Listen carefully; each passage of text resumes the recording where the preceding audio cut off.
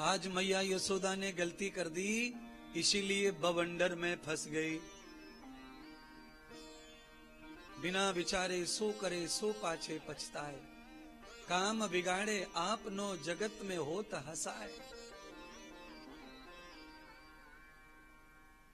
ये पावन शब्दों को ऋषि संत कह कर गए, बिना विचारे सो करे। आज यशोदा मैया ने विचार ही नहीं किया कि मेरा छोटा सा बालक भी यहाँ है और मैं हूं कि गौशाला जा रही हूँ, खेत में गौ बाबा को देने के लिए रोटियां, और बालक का ध्यान ही नहीं है।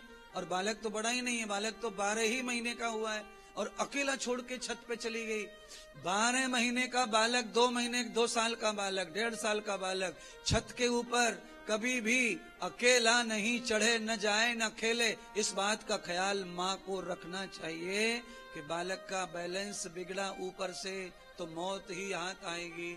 यशोदा मैया ध्यान नहीं की और बाबा की सेवा में चली गई। तो आज भगवान ने माँ की परीक्षा ली और सजा भी दे दी और माँ को इस बात के लिए सचेत कर दिया, माँ बिना भगवान, बिना बालक को निश्चित किए घर से बाहर नहीं जाना चाहिए। माँ को तुमने मुझे निश्चित नहीं किया, मुझे खेल रहा हूं और खेलता ही छोड़ के चली गई।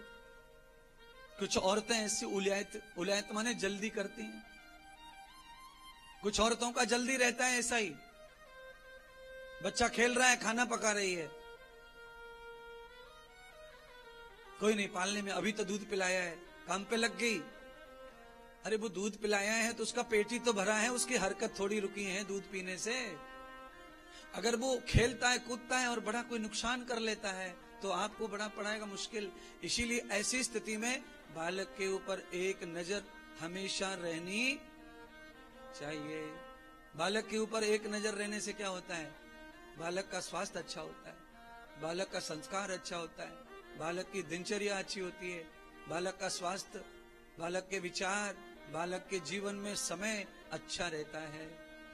आज यशोदा मैया ने ये गलती की तो आज खाना पीना सब खराब हो गया। भगवान ने तृणाव्रत का भी वध किया। 12 महीने में भगवान ने 4 राक्षसों को शांत कर दिया।